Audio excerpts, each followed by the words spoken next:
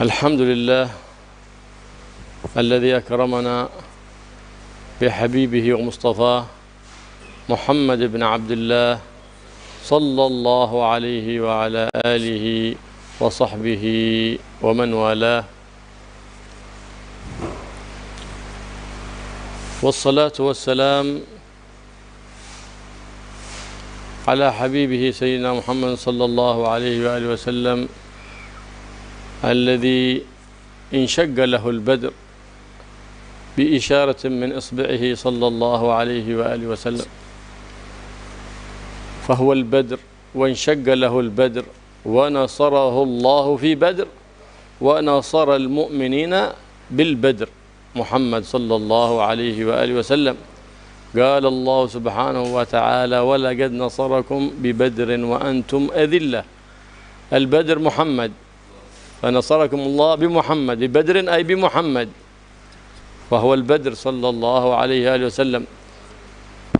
وهذا خطاب لجميع الأمة، ما دمتم معتصمين بالبدر محمد فالنصر حليفكم، ما دمتم متمسكين بشرع محمد فالنصر والعزة لكم،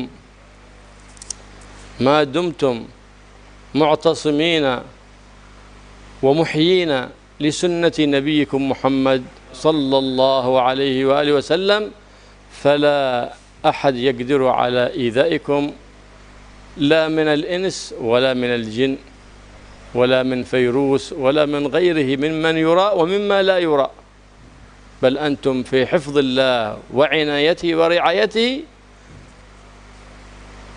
بمحمد، لأن الواسطة العظمى لنا هو محمد صلى الله عليه وآله وسلم، جعله الله سبحانه وتعالى رحمة للعالمين ونورا ليخرجهم من الظلمات إلى النور. فالحمد لله الذي أكرمنا بأعظم نعمة، نعمة مولانا محمد، وبه أي بمولانا بالبدر محمد عرفنا الإسلام وعرفنا كل خير، ببركته وواسطته صلى الله عليه وآله وسلم تجنبنا كل شر، فالدال لنا لكل خير لنلزمه، وهو الدال لنا لكل شر لنجتنبه. فجزى الله عنا سيدنا ومولانا محمد صلى الله عليه وآله وسلم خير ما جزى نبيا عن أمته. Bismillahirrahmanirrahim. Alhamdulillahirabbil alamin wassalatu wassalamu ala asyrafil anbiya'i wal mursalin sayyidina Muhammad wa ala alihi wa sahbihi ajmain, amma ba'd. Alhamdulillah, segala puji bagi Allah yang telah memuliakan kita dengan kekasihnya yaitu Nabi Muhammad sallallahu alaihi wasallam. Salawat serta salam semoga senantiasa tercurahkan keharibaan kekasihnya Nabi Muhammad sallallahu alaihi wasallam yang mana Allah membelah rembulan untuknya hanya dengan isyarah, dengan salah satu jari jemari beliau. Nabi Muhammad SAW ini adalah rembulan purnama bagi kita semuanya. Beliau adalah rembulan dan Allah memberikan mukjizat untuk beliau terbelahnya rembulan. Beliau ini Al-Badr, artinya purnama. Dan Allah membelah purnama atau Al-Badr untuk beliau. Dan Allah memberikan pertolongan dan kemenangan pada beliau pada kampung Badr. Allah juga memberikan kemenangan dan kemuliaan bagi umat mukmin pada perang Badr. Allah Subhanahu wa taala dalam Al-Qur'an berfirman, "Walaqad nasarakum bi Badri wa antum adillah." Dan sungguh betul-betul Allah telah memberikan pertolongan, kemenangan kepada kalian semuanya di Badrin. Secara zahir ini mungkin maknanya di kampung Badr, tapi di sini beliau tadi menjelaskan sungguh betul-betul Allah memberikan kemenangan pada kalian bi Badrin, artinya dengan barokah sang purnama sejati yaitu Nabi Muhammad sallallahu alaihi wasallam. Sedangkan kalian pada saat itu dalam keadaan hina, dalam keadaan lemah. Ayat ini walaqad nasarakum terdapat dhamir khitab. Ini khitab kepada seluruh umat. Artinya apa? Selama kalian wahai umat Nabi Muhammad masih mau mengikuti Nabi Muhammad, mau membela syariat Nabi Muhammad, mau menghidupkan sunnah-sunnah Nabi Muhammad, membela agama Nabi Muhammad, jangan khawatir. Kalian pasti menang, kalian pasti diberi pertolongan. Maka tidak perlu khawatir atas gangguan siapapun.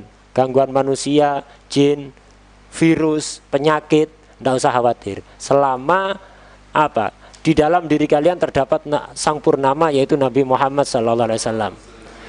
Bahaya yang terlihat atau tidak terlihat, tidak usah kalian khawatirkan. Nabi Muhammad adalah perantara utama bagi kita untuk kita meminta bantuan kepada Allah Subhanahu wa taala. Dan Allah menjadikan Nabi Muhammad ini sebagai rahmat untuk seluruh alam dan cahaya yang memberikan petunjuk kepada kita agar tidak terjerumus dalam kegelapan. Maka segala puji bagi Allah Subhanahu wa taala yang telah memberikan kemuliaan kepada kita, memuliakan kita dengan Nabi Muhammad.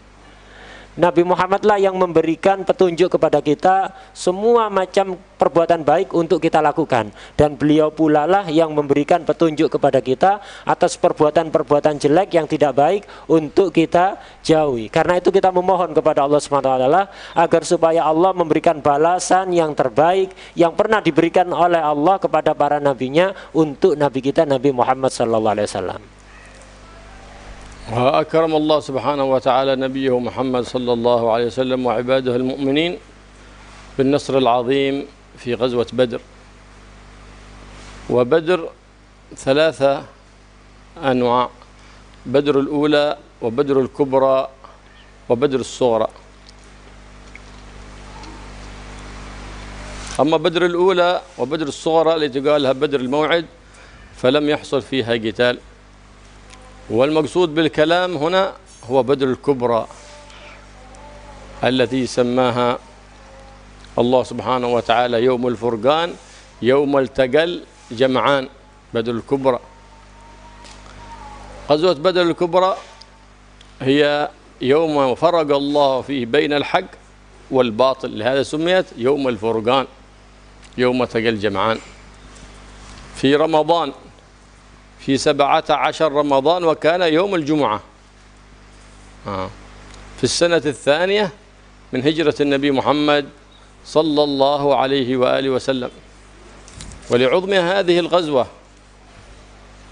يوم الفرقان جعل الله سبحانه وتعالى لها سورة في القرآن سميت سورة بدر، وهي سورة الأنفال، من أسمائها سورة بدر.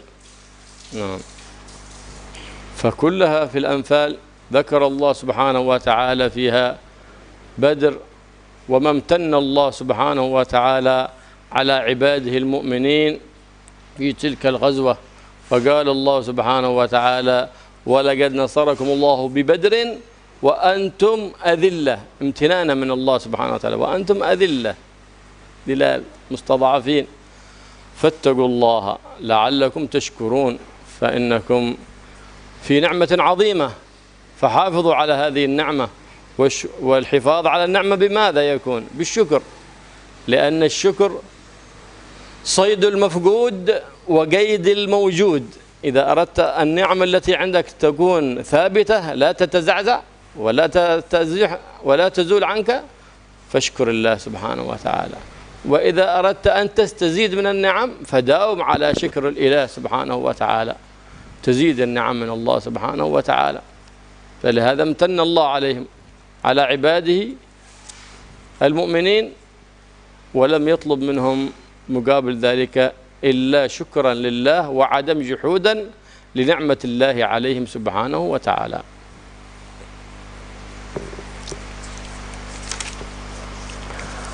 Allah Subhanahu wa taala memberikan kemenangan yang sangat besar kepada nabinya dan semua orang-orang yang beriman saat itu di dalam perang Badar. Perang Badar ini ada 3. Ada Badar Ula, Badar pertama, Badar Kubro, Badar besar, dan Badar Sughro, Badar kecil. Pada perang Badar Ula dan Badar Sughro ini tidak terjadi pertempuran, tidak sampai terjadi peperangan. Ini nama lainnya adalah Badrul Mau'id. Sama sekali tidak terjadi pertempuran waktu itu. Yang mau kita bahas saat ini adalah Badar Kubro, Badar besar, yang disebut di dalam Al-Quran Allah dengan istilah Yaumul Furqan, hari pembeda antara yang hak dan yang batil. Yaumal taqal jam'an, hari pertemuan dua kelompok yang mukmin dan yang kafir. Pada saat itu kenapa kok disebut Yaumul Furqan, hari Badar ini? Al-Furqan artinya pembeda.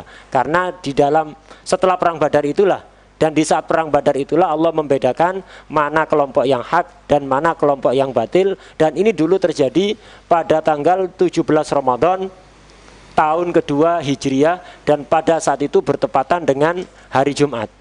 Oleh karena agungnya perang Badar ini, Allah sampai mengabadikan kisahnya di dalam Al-Quran.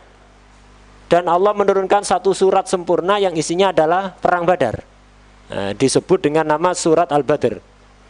Mungkin kita bingung, di Al-Quran tidak ada surat Al-Badr, surat Al-Anfal. Kalau di Al-Quran biasanya surat disebut dengan surat Al-Anfal. Nama lain dari surat Al-Anfal ini adalah surat Al-Badr. Karena di dalam surat Al-Anfal itu isinya ya hampir semuanya menjelaskan tentang perang Badar dan anugerah-anugerah Allah yang sangat besar yang diberikan oleh Allah setelah terjadinya perang Badar. Allah berfirman dalam surat Anfal itu, diantaranya adalah walaqad nasarakumullahu bibadrin wa antum adillah fattaqullaha la'allakum tashkurun. Sungguh betul-betul Allah telah memberikan pertolongan kepada kalian di perang Badar, dan ketika itu kalian dalam keadaan hina, dalam keadaan lemah. Karena itu bertakwalah kepada Allah agar supaya kalian bersyukur. Nah, di ujung ayat ini Allah memberikan nasihat kepada kita, perintah kepada kita untuk menjaga nikmat yang Ia berikan kepada kita. Dengan cara apa menjaga nikmat? Yaitu dengan cara bersyukur. Bersyukur atas sebuah nikmat yang diberikan oleh Allah.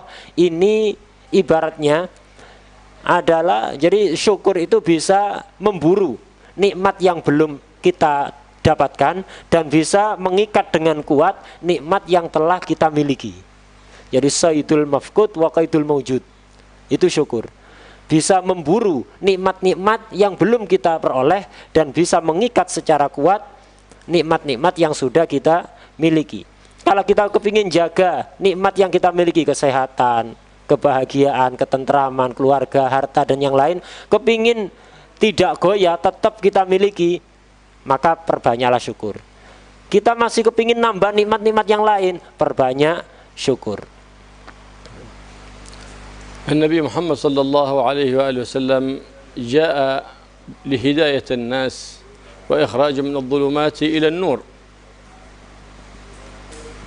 ولم يأتي بالقتال ولم يشرع له القتال، إنما قام الدين بالدعوة إلى الله سبحانه وتعالى بالموعظة الحسنة، بالقول الحسن. فلهذا عاش النبي محمد صلى الله عليه وسلم بعد البعثة في مكة 13 سنة وهو يدعو إلى الإسلام بالحكمة والموعظة الحسنة، فلقي أشد الإيذاء وأودي أشد الإيذاء ولم يلقى قبولا إلا من القليل، ولم يؤمر بقتال حتى من قاتله وآذاه فإنه يصبر، فخاطبه الله تعالى واصبر كما صبر أولو العزم من الرسل.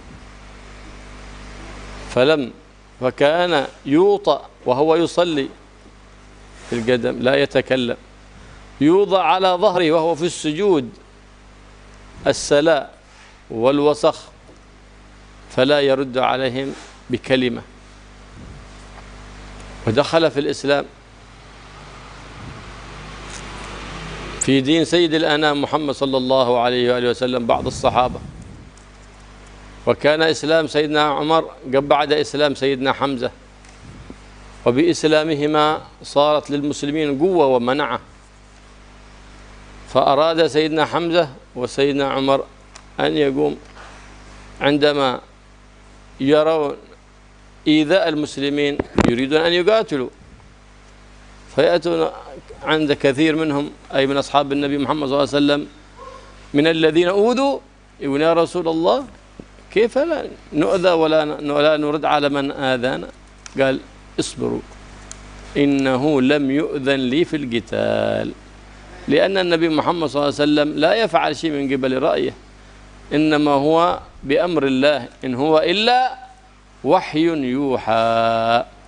فكل فعله وقوله صلى الله عليه وآله وسلم إنما هو من الله سبحانه وتعالى أظهره على يد حبيبي محمد صلى الله عليه وآله وصحبه وسلم، ومضى على ذلك 13 سنة حتى جاء بعد اشتد الأذى أشد الإيذاء، ولم يدعو على أحد منهم، بل عندما رمي بالحجارة بعد أن خرج من الطائف وهم يرمونه بالحجارة حتى دميت أقدامه، فأرسل الله إليه الملك فقال له لو شئت لأطبقت عليهم الجبلين الأخشبين، فلم يبقى منهم أحد على قيد الحياة. قالوا لا، لعل الله أن يخرج من أصلابهم من يشهد أن لا إله إلا الله وحده لا شريك له، أي وأن سيدنا محمدا عبده ورسوله. ما دعا على أحد أبدا، ما دعا عليهم حتى اشتد الأذى إلى أعلاه، وتجمع الناس عليه لإيذاه، وتعصبوا على قتل النبي محمد صلى الله عليه وسلم. فحينئذ أذن له في الهجرة من مكة المكرمة إلى المدينة المنورة، وقبل ذلك تقدم قبله أصحابه في الهجرة، منهم إلى الحبشة ومنهم إلى المدينة، فما هاجر من مكة إلا بعد أن بلغ في الأذى أعلى الأذى. لهذا قال أوذيت ولم يؤذى أحد كما أوذيت.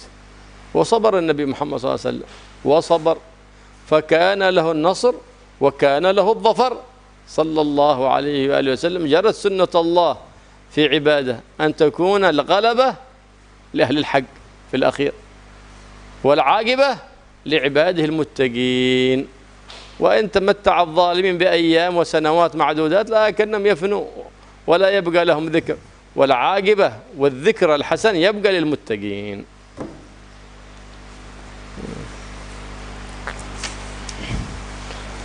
Nabi Muhammad SAW diutus oleh Allah untuk memberikan petunjuk kepada seluruh manusia dan mengeluarkan mereka dari kegelapan kekufuran kepada cahaya keimanan.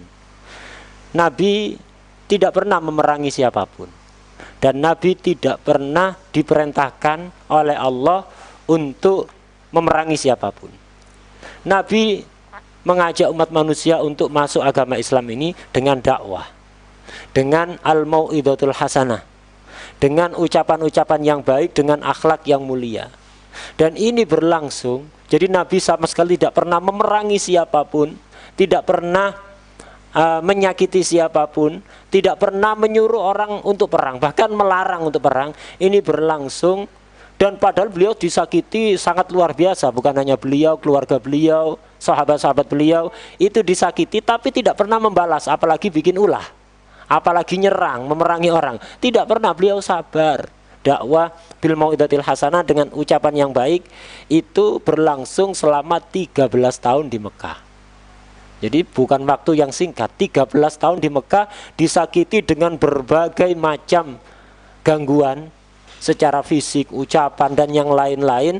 Itu selama 13 tahun beliau dan keluarga beliau, sahabat-sahabat beliau disakiti, tidak pernah membalas, apalagi bikin ulah. Jadi Nabi selama itu tidak pernah mengajarkan perang, tidak pernah ngajak untuk perang, sama sekali tidak pernah. Beliau hanya sabar. Ketika beliau disakiti begitu luar biasa di Mekah, dakwah selama 13 tahun, yang ngikuti beliau nggak banyak, hanya sedikit, hanya beberapa orang saja. Dan beliau sama sekali tidak pernah, sekali lagi tidak pernah diperintahkan untuk perang, tapi diperintahkan untuk sabar. Sebagaimana firman Allah, fasbir kama sabara ulul azmi minar rusul. Sabarlah kamu wahai Nabi Muhammad SAW, sebagaimana rasul-rasul ulul azmi sebelum kamu juga bersabar. Nabi ini diantara gangguan yang beliau alami ketika dakwah ada di Mekah sebelum hijrah ke Madinah, dan beliau sama sekali tidak pernah membalas, apalagi bikin ulah. Beliau itu seringkali kepala beliau itu diinjak dengan kaki orang-orang musyrik. Jangankan beliau membalas, berbicara, komentar sedikit pun enggak. Pernah beliau ketika sujud disiram kotoran. Sujud ibadah kepada Allah, tidak menyakiti siapapun, sujud ibadah kepada Allah, disiram kotoran kepala beliau. Tidak komentar satu patah kata pun, apalagi membalas. Gitu. Sampai akhirnya kemudian di antara orang yang masuk Islam menjadi pengikut beliau adalah 2 orang jagoan, yaitu Sayyidina Hamzah dan kemudian diikuti oleh Sayyidina Umar. Ketika sebelum beliau berdua ini masuk Islam, yang masuk Islam itu rata-rata orang-orang yang fisiknya biasa-biasa saja, bukan orang yang terkenal jagoan. Makanya orang kafir itu tidak segan-segan untuk menyakiti Nabi dan siapapun yang ngikuti Nabi. Tapi setelah Sayyidina Hamzah dan Sayyidina Umar masuk Islam, ini beliau terkenal pendekar 2 orang ini. Jagoannya orang Mekah. Orang kafir agak segan. Jadi mau ganggu Nabi dan pengikut Nabi ini agak segan. Tapi bukan berarti tidak ada gangguan, masih ada gangguan. Cuman rodok-rodok singitan gitu aja. Jadi nggak terang-terangan di depan Sayyidina Hamzah atau Sayyidina Umar. Tapi tetap gangguan kepada Nabi dan umat Islam itu tetap berlangsung.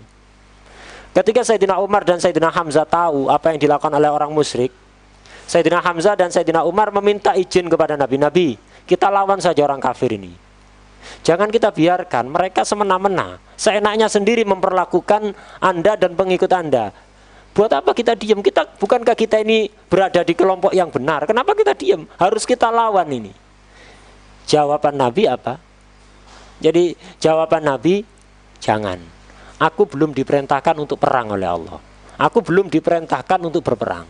Jangan. Nah, ini Nabi menunjukkan bagaimana sikap Nabi, semua ucapan Nabi itu tidak ada yang muncul dari hawa nafsu beliau. Semuanya atas dasar wahyu dari Allah. Tidak pernah Nabi itu berkata sepatah kata pun atau berbuat sedikit pun kecuali berdasar atas tuntunan wahyu. Dan ini terus berlangsung sampai kemudian berlalu 13 tahun beliau dakwah ada di Mekah.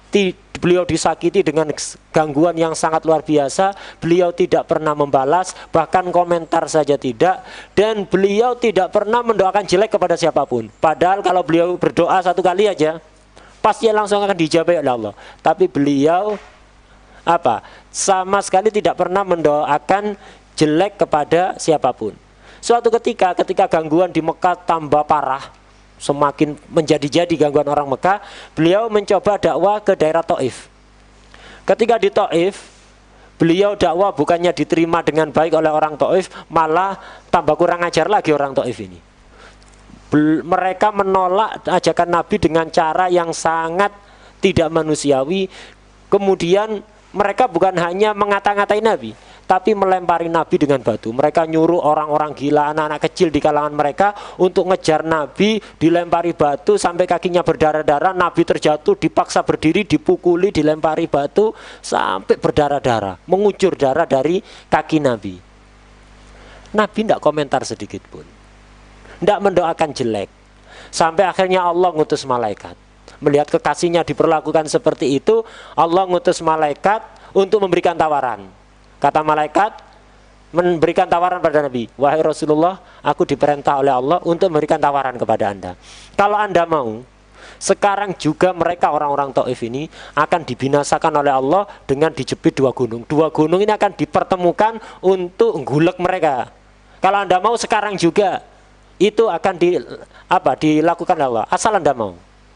Tapi apa jawaban Nabi? Oh enggak, aku tidak ingin itu terjadi. Aku cuma berharap suatu saat nanti dari keturunan mereka yang menyakiti aku sejadi-jadinya seperti ini, aku berharap dari keturunan mereka ada yang bersyahadat tidak ada Tuhan selain Allah dan aku adalah utusan Allah. Itu yang dilakukan oleh Nabi. Tidak pernah membalas, bahkan doa jelek enggak, malah mendoakan baik. Semoga kalau mereka pun tidak beriman, semoga anak cucunya nanti akan ada yang menjadi orang-orang mukmin. Nah, ini. Jadi Nabi sama sekali tidak pernah mendoakan jelek, sampai kemudian akhirnya orang-orang Mekah tambah menjadi-jadi gangguannya kepada Nabi, dan mereka sepakat, mereka rapat, hasilnya adalah sepakat mau membunuh Rasulullah SAW. Akhirnya pada saat itu Allah baru memberikan izin kepada Nabi bukan untuk perang, tapi untuk hijrah, pindah daerah dari Mekah ke daerah yang lain. Sebelumnya pernah hijrah sebagian sahabat, ada yang ke Habasyah. Nah, ketika gangguan semakin menjadi-jadi, mereka membunuh Nabi. Allah mengizinkan Nabi dan para sahabat untuk hijrah ke Madinah. bukan untuk perang, untuk hijrah. Nah, setelah diganggu 13 tahun dengan gangguan yang sangat luar biasa, dan Nabi hanya bersabar, sebagaimana sabda Nabi dalam salah satu hadis, udhitu walam yu'da ahadun kama udhitu. Aku ini telah diganggu oleh orang-orang kafir, disakiti oleh orang-orang kafir, dan belum pernah ada satu nabi pun dan satu rasul pun atau siapapun sebelum aku yang disakiti seperti aku disakiti. Jadi gangguan yang dialami oleh Nabi, kesakitan yang dirasakan oleh Nabi dalam dakwah belum pernah dirasakan oleh satu orang pun sebelum Nabi. Sampai akhirnya kemudian Nabi sabar, ujung-ujungnya Nabilah yang menang. Dan begitulah sunnatullah. Sunnatullah itu bagaimanapun kelompok kebenaran pasti akan menang. Walaupun setelah mengalami gangguan yang sangat luar biasa, tapi ujung-ujungnya akibat yang baik itu hanya akan didapatkan oleh orang yang bertakwa, orang-orang yang berada di dalam kelompok kebenaran. Hajar Rasulullah sallallahu alaihi wasallam min Makkah ila al-Madinah fi as-sanah al-ula من بعد الهجرة لم يؤذن له في القتال، بل كان يوطن الإيمان في قلوب المؤمنين ويدعو إلى الله بالحكمة والموعظة الحسنة. في السنة الثانية فرض الجهاد على المؤمنين. في السنة الثانية هنا بدأت الغزوات بعد الإذن في الجهاد في السنة الثانية من الهجرة النبوية. لهذا كان يقول سيدنا علي زين العابدين كنا نعلم مغازي النبي محمد صلى الله عليه وسلم كما نعلم السورة من القرآن. هذا يعني فتعلموا مغازي النبي محمد صلى الله عليه وسلم وعلموا أولادكم مغازي النبي محمد صلى الله عليه وآله وسلم فإنها شرف آبائكم وشرف أجدادكم، فكيف لا؟ وشهداء تلك الأمة هم أعظم الشهداء، كما قال النبي محمد صلى الله عليه وآله وسلم جعل الله أرواح الشهداء في حواصل طيور خضر تحت قناديل تحت عرش الرحمن، في قناديل تحت عرش الرحمن، فهي تسرح في الجنان العلية وتأوي إلى القناديل العلية. اطلع الله سبحانه وتعالى إليهم اطلاعة، قال النبي محمد صلى الله عليه وسلم، فقال لهم ما تشتهون؟ قالوا كيف نشتهي؟ ماذا نشتهي ونحن نسرح في الجنان ونسرح ونفعل ما نشاء؟ فقال لهم الثانية، فقال ما تشتهون؟ فقال لهم لا نشتهي، كيف نشتهي شيء وكل شيء عندنا؟ فقال لهم الثالثة ما تشتهون؟ فلما رأوا أنه لا بد لهم من أن يذكروا شيء قال يا رب نشتهي أن تعيد إلينا أرواحنا وتعيدنا إلى الدنيا فنقاتل في سبيلك ونقتل في سبيلك، هذه أمنيتنا الأخيرة.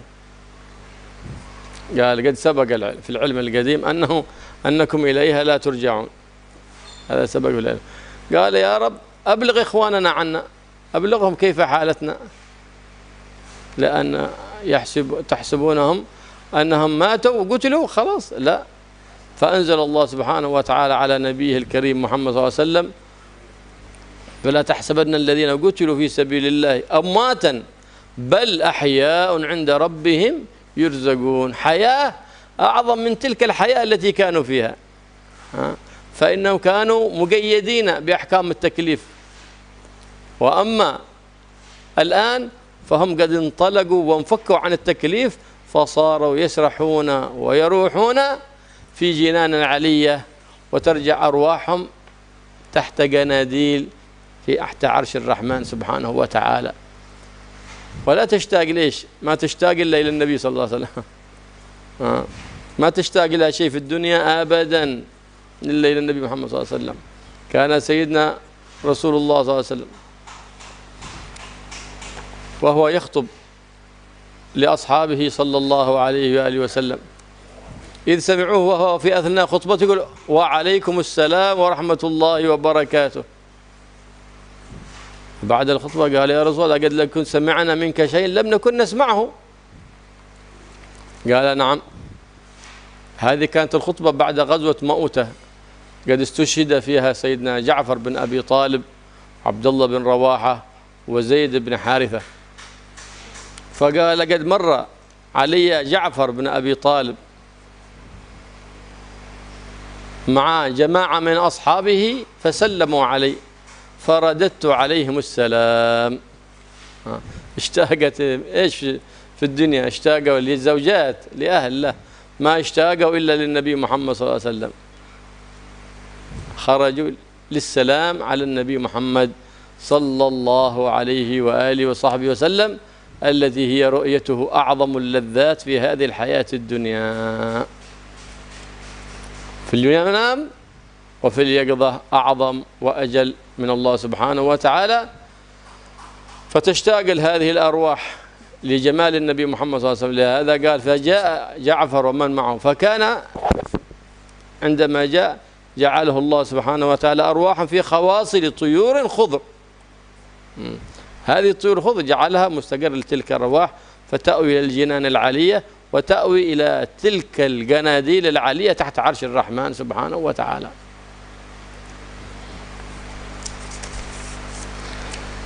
Setelah tadi di Mekah beliau diganggu luar biasa, tambah menjadi-jadi. Setelah 13 tahun mereka sepakat mau membunuh Nabi. Akhirnya Allah memberikan izin untuk hijrah. Akhirnya Nabi pun hijrah dari Mekah ke Madinah. Selama setahun Nabi tinggal ada di Madinah. Setelah hijrah, Nabi belum diizini oleh Allah untuk perang, untuk membalas gangguan orang kafir. Belum. Pada tahun pertama beliau tinggal di Madinah, beliau fokus pada satu hal, yaitu apa? Menguatkan iman penduduk Madinah dan sekitarnya. Jadi bagaimana orang yang sudah beriman diperkuat imannya, orang yang belum iman diajak untuk beriman dengan hikmah dan mau'idhah hasanah. Itu fokus Nabi selama tahun pertama tinggal ada di Madinah. Baru pada tahun kedua Hijriah beliau mendapatkan izin dari Allah untuk berperang. Nah, jadi peperangan Nabi dimulai pada tahun kedua Hijriah. Artinya setelah Nabi diutus 14 tahun. Jadi setelah 14 tahun diutus, disakiti, diganggu, baru Allah ngasih izin untuk perang. Dan mempelajari sejarah perang Nabi ini sangat penting. Sayyidina Ali Zainal Abidin itu pernah mengatakan, dulu kami itu sejak kecil diajari cerita-cerita tentang peperangan Nabi itu sebagaimana kami diajari surat-surat dari Al-Quran. Artinya betapa pentingnya belajar sejarah peperangan yang pernah dilakukan oleh Rasulullah SAW dan para sahabat. Itu sangat penting, sebagaimana pentingnya kita belajar membaca surat yang ada di dalam Al-Quran. Dan itu yang diajarkan oleh para salaf kepada anak cucunya. Karena itu hendaknya kita mempelajari itu peperangan Nabi, dan kita ajarkan kepada anak-anak kita. Itu yang kita ajarkan kepada anak-anak kita, bukan upin-ipin. Jadi sejarah tentang peperangan Nabi, karena inilah yang menjadi kemuliaan umat Islam. Yaitu orang-orang yang mati dalam medan pertempuran ini bukan mati sebenarnya, pindah alam saja. Jadi mereka tetap hidup dengan kehidupan yang lebih mulia, lebih bermartabat, lebih bahagia, lebih bebas. Itu orang-orang yang mati syahid ketika medan pertempuran. Tidak mati, hanya pindah alam, dari alam yang penuh dengan kegelisahan, dengan kesedihan, pindah ke alam yang 100% kebahagiaan. Mereka, roh-roh mereka itu oleh Allah ditempatkan ada di hawasil. Hawasil itu bahasa Jawanya teli, tempat makanan. Kalau burung makan, makanan akan masuk ke situ. Ibaratnya kalau manusia itu lambung. Gitu. Jadi roh-rohnya orang yang mati syahid dalam medan perang itu ditempatkan oleh Allah ada di telinya burung-burung yang berwarna hijau, yang berterbangan bebas, ada di bawah arasnya Allah. Jadi mereka bertempat ada di lampu-lampu yang menggantung, ada di bawah arasnya Allah. Mereka memandang pemandangan yang sangat indah, pemandangan surga dan yang lain. Mereka melihat pemandangan surga. Seluruh kenikmatan mereka dapatkan. Mereka kepingin apapun dituruti oleh Allah Subhanahu wa Ta'ala. Suatu ketika pernah, jadi ketika mereka sedang ada di dalam lambungnya burung yang hijau tadi, yang berterbangan ada di bawah arasnya Allah. Allah pernah menanyai mereka, kalian orang-orang yang mati syahid, kalian kepingin apa? Mintalah. Mereka bingung. Minta apa ya Allah? Kami di sini semua fasilitas tercukupi. Semuanya terpenuhi di sini. Mau minta apa lagi? Ditanya lagi yang kedua kali oleh Allah. Ayo, mintalah sesuatu. Minta apa kalian? Kepingin apa? Bingung lagi mereka. Minta apa? Semua keinginan keturutan. Tidak perlu ribet. Kepingin langsung dituruti oleh Allah. Nggak pakai lama, nggak pakai ribet. Akhirnya Allah mengulang pertanyaan itu 3 kali. Ayo minta apa? Kepingin apa? Akhirnya mereka paham. Berarti kita ini harus menyampaikan permintaan ini. Nggak boleh diem aja. Akhirnya mereka minta pada Allah. Ya Allah, kenikmatan sangat besar yang ingin kami dapatkan. Kalau memang diizinkan olehmu, kalau memang kau mengizinkan, kami ingin dihidupkan lagi, kembali ke dunia. Artinya dikembalikan roh kami ke jasad kami. Mereka dalam keadaan hidup, cuman kepingin rohnya dikembalikan ke jasad, kembali lagi ke dunia. Kami kepingin kalau di dunia mau apa? Senang-senang? Bukan. Kami minta izin nanti di dunia kepingin perang, kemudian kami mati syahid lagi. Akhirnya kami akan mendapatkan kenikmatan yang lebih besar lagi. Itu yang mereka inginkan. Oh, kalau itu jangan, kata Allah. Kalau itu tidak bisa. Sudah ditentukan orang kalau sudah pindah alam tidak bisa balik lagi ke dunia, sudah. Kalau itu nggak bisa. Ayo minta yang lain. Akhirnya mereka minta kepada Allah. Sudah ya Allah, kalau memang itu tidak bisa dikabulkan, kami minta agar supaya ceritakan kabar kami kepada saudara-saudara kami yang masih ada di dunia. Ceritakan kondisi kami yang dalam kenikmatan luar biasa ini kepada saudara-saudara kami yang masih tinggal ada di dunia. Akhirnya Allah pun menceritakan kabar mereka. Allah menurunkan sebuah ayat yang menceritakan kondisi mereka, yaitu qauluhu ta'ala wala tahsabanna alladziina qutilu fi sabilillahi amwatan bal ahya'un 'inda rabbihim yurzaqun. Janganlah kalian menyangka bahwa orang-orang yang terbunuh di medan pertempuran fisabilillah itu mereka mati. Enggak, mereka itu hidup. Mereka hidup di sisi Tuhannya dan mereka selalu mendapatkan rizki yang luar biasa. Mereka hidup bukan kehidupan yang sama seperti di dunia, kehidupan yang lebih terhormat, lebih mulia, lebih bahagia. Kalau di dunia ribet, orang itu banyak mendapatkan taklif. Jadi kita di dunia ini banyak aturan. Diperintahkan begini-begini, dilarang dari ini. Banyak perintah dan banyak larangan. Mereka hidup di bawah aras Rahman, arasnya Allah ini. Itu gak ada perintah, gak ada larangan. Bebas mau apa aja. Gak ada kewajiban ini itu, gak ada larangan ini itu. Gak ada. Gak terkekang. Gak ada lockdownnya di sana. Nah, jadi bebas dengan sebebas-bebasnya. Nah, ini. Jadi itu yang dikisahkan apa kondisi mereka. Dan satu, mereka ketika ada di bawah aras Allah itu, yang dirindukan cuma satu di dunia. Tidak rindu yang lain. Di dunia ini nggak ada yang mereka rindukan. Kenapa rindu dunia? Mereka hidup lebih bahagia kok. Cuma satu yang mereka rindukan, karena nggak ada di sana. Apa? Melihat wajah Rasulullah Sallallahu Alaihi Wasallam. Hanya itu yang mereka rindukan. Kenikmatan yang lain nggak ada taranya kalau dibandingkan dengan kenikmatan dunia. Hanya satu yang tidak mereka dapatkan. Karena itu pernah dikisahkan suatu saat setelah terjadi perang Mu'tah. Setelah terjadi perang Mu'tah ini banyak sahabat yang gugur. Di antaranya adalah sepupu Nabi, yaitu Sayyidina Ja'far bin Abi Thalib. Kemudian Sayyidina Abdullah bin Rawaha dan Sayyidina Zaid bin Harithah. Jadi banyak sahabat yang gugur pada saat itu. Setelah terjadi perang Mu'tah itu Nabi khutbah di hadapan para sahabat. Ketika khutbah, enak-enak khutbah, tiba-tiba Nabi jawab salam. Waalaikumsalam warahmatullahi wabarakatuh. Sahabat bingung, cuma tidak berani motong khutbahnya Nabi. Setelah Nabi selesai khutbah, mereka bertanya, Rasulullah, kami tadi melihat sesuatu yang aneh. Tidak biasanya Anda seperti itu. Di tengah-tengah khutbah Anda kok jawab salam tadi. Ada apa Rasulullah? Oh itu, iya. Tadi itu ketika aku tengah-tengah khutbah, tiba-tiba di atas langit ini ada Ja'far bin Abi Thalib yang kemarin gugur di medan pertempuran Mu'tah itu bersama teman-temannya yang gugur di medan pertempuran. Mereka rombongan minta izin kepada Allah, kepingin melihat aku, kangen padaku katanya. Mereka dalam kenikmatan yang luar biasa itu, tapi ada satu yang mereka rindukan. Akhirnya mereka minta izin kepada Allah untuk melihatku, ngobati kangen. Allah pun mengizinkan.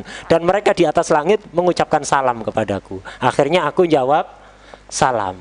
Itu yang mereka rindukan ketika setelah gugur dari medan pertempuran. Mereka gak kangen istri, wis oleh sing luwih ayu. Itu jadi nggak kangen, jadi diganti oleh Allah. Yang kangen hanya ngelihat Nabi. Ngelihat Nabi ini adalah nikmat yang teragung di dunia, walaupun itu hanya sekedar dalam tidur, apalagi ketika terjaga. وكانت دعوته صلى الله عليه وآله وسلم في بداية الأمر إلى 3 خصال: الإيمان بالله، والإيمان باليوم الآخر، ومكارم الأخلاق. يدعو إلى مكارم الأخلاق. هذا كل إنسان تحققت فيه الإنسانية يدعو لهذا. مع هذا ما سلم منهم، إنما دعاهم الخير الدنيا وخير الآخرة: الإيمان بالله وبرسوله صلى الله عليه وسلم، والإيمان باليوم الآخر ما بعد الموت من المغيبات، ومكارم الأخلاق. أنهم كانوا يقتلون البنات، وكانوا يظلمون، وكانوا يفعلون المنكرات، يردهم إلى مكارم الأخلاق. ما هكذا الإنسانية. فكيف وقد جاء الدين يتعبدكم بفعل المكارم وترك أضدادها؟ فيدعو على هذه ال3 المبادئ في أول دعوته صلى الله عليه وسلم. وهاجر إلى المدينة وهو يرسخ هذه الأركان ال3 حتى أذن له بالجهاد في السنة الثانية من هجرته صلى الله عليه وآله وسلم. وكان محاط بالأعداء، أعداء من الخارج وهم المشركون، أعداء من أطراف المدينة وهم اليهود بفرقهم ال3: بنو قينقاع، وبنو قريظة، وبنو النضير. والعدو الثالث وسط المدينة وهو أخبث الأعداء، وهم المنافقون والعياذ بالله، يظهرون الإسلام للمسلمين ويضمرون الكفر والبغض والعداوة لهم والعياذ بالله. وهذا هو أخبث الأعداء، ولقي منهم النبي محمد صلى الله عليه وسلم أشد الإيذاء، كما قال الشاعر: يعطيك من طرف اللسان حلاوة، ويروغ منك كما يروغ الثعلب. هكذا. وهذا نعوذ بالله يظهر لك الصداقة وهو عدوك. هذا أخس من عدو، هذا وهو أخبث الأعداء، الذي يظهر لك الصداقة والمحبة ويضمر لك البغض والعداوة والعياذ بالله. يعطيك من طرف اللسان حلاوة، الكلام الطيب ونفاق الكلام والتملق في الكلام، ويروغ من وراءك منك كما يروغ الثعلب. إذا حصل فرصة لإيذائك لا يقصر، إذا فحصل فرصة في الكلام على عرضك أو على أحد مما يخصك ما يقصر في ذلك. هذا عدو والعياذ بالله. فكهذا كان أشد العداوة من ال3 هم المنافقون، لأنهم يظهرون الإيمان والإسلام ويضمنون الكفر والبهتان والعياذ بالله. فكان إيذاءهم للنبي محمد صلى الله عليه وسلم أشد الإيذاء.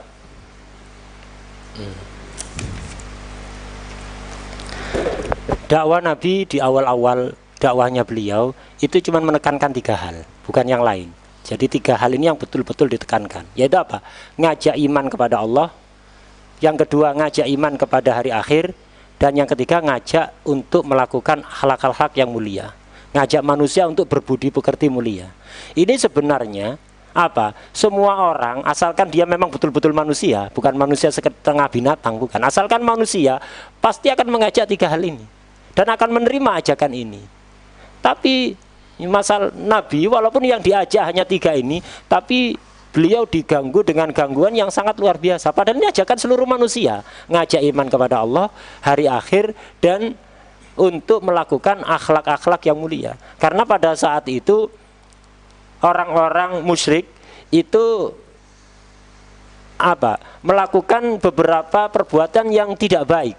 Secara akhlak tidak baik. Mereka membunuh anak perempuannya hidup-hidup, dikubur hidup-hidup, kedzaliman, dan kekejian-kekejian yang lain. Itu 13 tahun di Mekah Nabi dakwahnya cuma menekankan 3 hal ini. Ketika beliau hijrah ke Madinah, beliau lebih menekankan lagi 3 hal ini. Jadi terutama pada tahun pertama beliau tinggal di Madinah, fokus dakwanya pada 3 hal ini.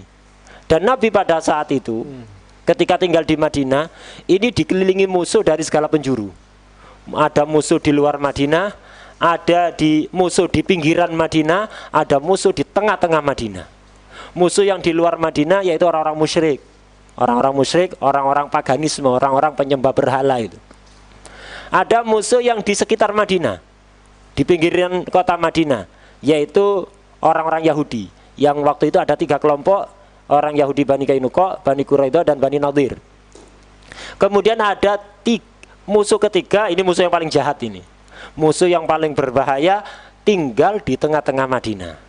Tinggal di tengah-tengah Madinah, yaitu orang-orang munafik.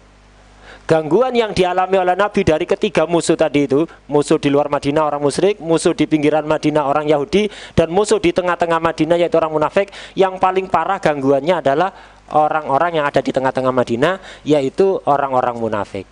Mereka kalau di hadapan Nabi ngomongnya enak, manis gitu, omongannya enak, tapi mereka selalu mengintai. Ada kesempatan apapun untuk menyakiti Nabi akan mereka lakukan. Jadi kayak garangan gitu, kayak luwak. Jadi siap memangsa kapanpun. Jadi kalau belum ada kesempatan, ya pura-pura baik, ngomongnya enak, tapi selalu mengintai, mencari kesempatan untuk menyakiti Nabi, baik secara fisik atau secara lisan. Itu. Kalau ada kesempatan untuk membicarakan Nabi, mereka selalu semangat. Atau membicarakan orang-orang dekat Nabi, selalu semangat. Lah ini musuh yang paling berbahaya, menampakkan seolah-olah dekat dengan kita, mencintai kita, tapi merencanakan kejahatan untuk kita. نعم. واليهود الذين نزلوا في المدينة من قديم الزمن أجدادهم قرأوا في الكتب المنزلة أن مهاجر النبي المنتظر آخر الزمان خاتم الأنبياء والمرسلين الذين يعرفونه كما يعرفون أبنائهم بل أشد من معرفتهم لأبنائهم لأن التوراة والإنجيل جاء بوصف النبي محمد صلى الله عليه وآله وسلم. هاجر أجدادهم إلى المدينة المنورة وصبروا على لأوائها حتى يخرج النبي محمد صلى الله عليه وسلم. فكان إذا آذاهم أحد من أهل المدينة من الأوس والخزرج يقولون له ننتظر حتى يخرج النبي المنتظر فينصرنا عليكم. فكان كل جيل يوصي من بعده أنكم إن أدركتوا هذا النبي المنتظر فآمنوا به. وهكذا كان كل الأنبياء والمرسلين يوصون أممهم من بعدهم أنكم إن أدركتم هذا النبي آخر الزمان خاتم الأنبياء والمرسلين أن يؤمنوا به. موسى أخذ العهد على قومه، عيسى أخذ العهد على قومه، وهكذا كل نبي وكل رسول. فهاجر أجدادهم إلى المدينة المنورة، أجداد بنو قريظة وقينقاع وبنو النضير، أولئك اليهود الفرق الثلاث. لكن بعد ما بعث النبي محمد صلى الله عليه وسلم وهم كانوا ينتظرون بعثته بفارغ الصبر كفروا به حسدا وبغضا وعنادا. ليه؟ قال ليه بعث هذا بعث من العرب، ما بعث منا هذا. فهم يريدون النبي على هواهم. أهم يقسمون رحمة ربك؟ الله يجعل فضله في ما شاء وفي من شاء وينزله في أي وقت شاء، ذلك فضل الله يؤتيه من يشاء. فكانوا أشد عداوة وبغضا للنبي محمد، فلهذا لم يؤمن منهم أي من زعمائهم إلا القليل. فقال صلى الله عليه وسلم لو آمن من اليهود 12 لآمن اليهود كلهم، أي من زعمائهم وعلمائهم، لكنهم كانوا أقل من ذلك. وكان الرئيس من أسلم من اليهود عالم اليهود وحبرها عبد الله بن السلام الذي كان اسمه الحسين، ثم سماه النبي محمد صلى الله عليه وسلم عبد الله بن السلام. فكان رئيس من أسلم من اليهود، فجمع الله من أسلم من أهل الكتاب له الفضل، فضل الكتابين، فضل الإيمان بموسى وفضل الإيمان بمحمد. فضل الإيمان بعيسى وفضل الإيمان بمحمد فقد جمع الله له الفضيلتين وذلك فضل الله يؤتيه من يشاء. Orang Yahudi yang ada di Madinah, tadi dikatakan musuh Nabi itu ada 3 kelompok, musuh di luar Madinah dan musuh di pinggiran Madinah serta musuh di dalam Madinah. Musuh yang di pinggiran Madinah yaitu orang-orang Yahudi.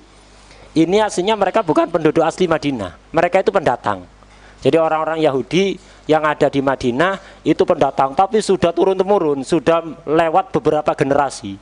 Jadi entah kakek yang nomor berapa dulu yang hijrah ke Madinah. Untuk apa mereka hijrah ke Madinah? Kakek-kakek mereka yang awal dulu, mereka membaca di kitab mereka, yaitu kitab Taurat, dan wasiat dari nabi-nabi mereka dulu, bahwa nanti akan ada nabi akhir zaman. Dan disebutkan sifat-sifatnya, namanya, bahkan tempat hijrahnya disebutkan gambarannya seperti apa. Mereka meneliti, akhirnya mereka memahami, oh Madinah ini daerah yang seperti disebutkan Taurat, yang akan menjadi tempat hijrah Nabi akhir zaman, siapapun yang ikuti akan selamat dunia akhirat. Itu kalau diteliti-teliti Madinah. Akhirnya mereka, kakek-kakek mereka itu hijrah di Madinah.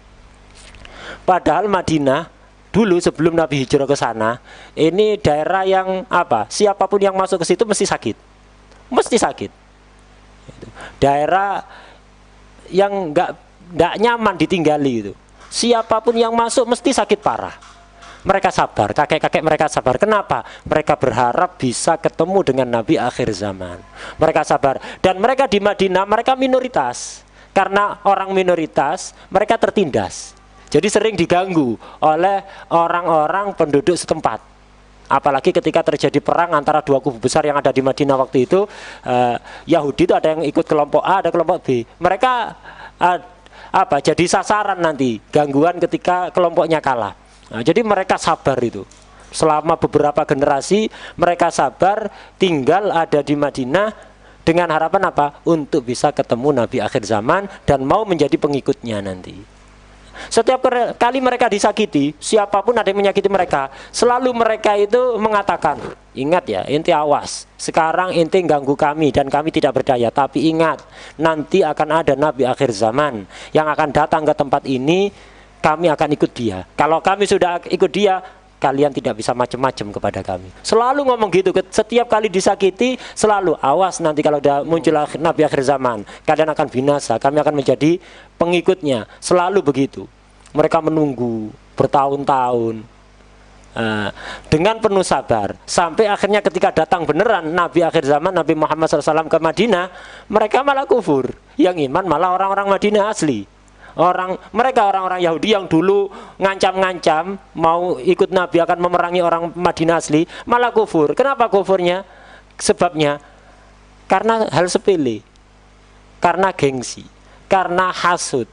Mereka menginginkan Nabi akhir zaman itu dari bangsa mereka, suku Yahudi. Ternyata Nabi akhir zaman dari bangsa Arab. Oh, masa Nabi dari bangsa Arab? Dari dulu tidak ada Nabi dari bangsa Arab. Kok ada Nabi dari bangsa Arab? Dari dulu Nabi itu yang banyak dari Bani Israel. Mereka tidak mau. Hasud karena apa? Jadi mereka kepingin Nabi sesuai selera mereka. Itulah mereka. Dan ini dikecam oleh Allah dalam Al-Quran. Ahum yaksimun rahmat rabbik. Apakah mereka yang bagi-bagi rahmat Allah? Bukan. Allah memberikan anugerahnya kepada siapapun yang ia kehendaki. Dzalika fadlullah yu'tihi may yasha.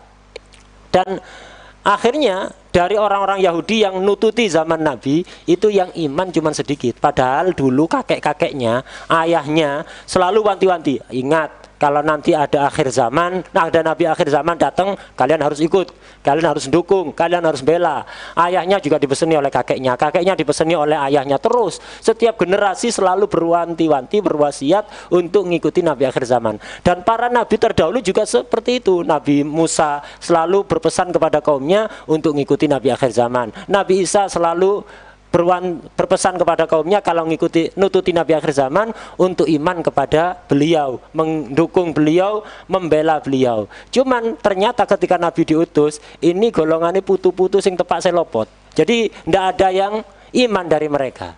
Ini yang iman cuman sedikit.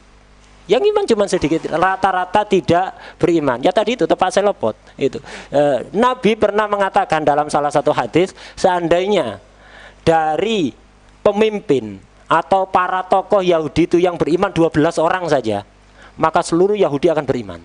Seluruh Yahudi yang ada pasti akan beriman. Cuman yang beriman dari tokohnya Yahudi nggak sampai 12. Sedikit sekali, tidak sampai 12. Seandainya ada 12 saja yang beriman pada Nabi, semua Yahudi akan beriman. Nah, di antara tokoh yang beriman kepada Nabi, tokoh Yahudi, yaitu adalah Al-Husain. Nama aslinya Al-Husain. Kemudian setelah masuk Islam, dirubah namanya oleh Nabi, yaitu Abdullah bin Salam. Ini di antara tokoh Yahudi, ulamanya Yahudi yang beriman kepada Nabi. Dan setiap orang-orang ahlul kitab yang beriman kepada Nabi, dia berarti telah menggabungkan dua keistimewaan. Keistimewaan iman kepada kitab sebelum Al-Quran dan keistimewaan iman kepada Al-Quran. Keistimewaan iman kepada nabinya Nabi Musa atau Nabi Isa, dan keistimewaan iman kepada Nabi Muhammad SAW. وعندما هاجر النبي محمد صلى الله عليه وسلم وأصحابه تركوا أموالهم في مكة، هاجروا حفظا لدينهم، وأموالهم أخذها المشركون بغير حق، فلم يتركوا للمهاجرين مالا في مكة. فلهذا في السنة الثانية من الهجرة عندما أذن للنبي محمد صلى الله عليه وسلم بالجهاد ونزلت آية الجهاد، وكان في شهر صفر، أرسل النبي محمد صلى الله عليه وآله وسلم سرية عبد الله بن جحش، وكانت في آخر رجب،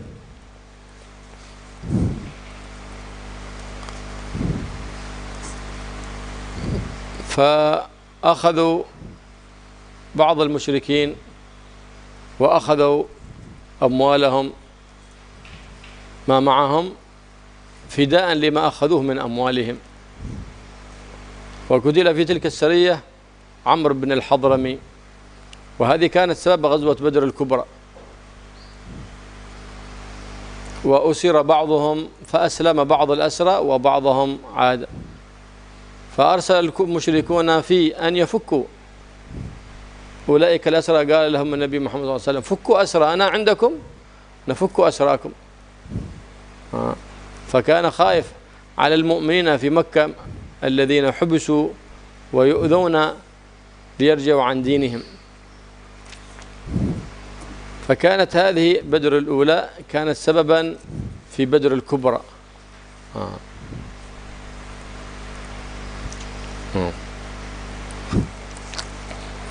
Ketika Nabi hijrah ke Madinah, para sahabat juga hijrah ke Madinah. Mereka hijrah tidak ada tujuan lain. Tujuan utamanya adalah untuk menjaga agama mereka, karena di Mekah diganggu luar biasa gangguannya. Akhirnya Nabi dan para sahabat hijrah ke Madinah untuk apa? Menjaga agama mereka, melindungi agama mereka. Mereka ketika hijrah ke Madinah tidak mampu membawa harta mereka. Kenapa? Ada pengawasan sangat ketat dari orang-orang musyrikin. Jadi mereka hijrah itu sembunyi-sembunyi.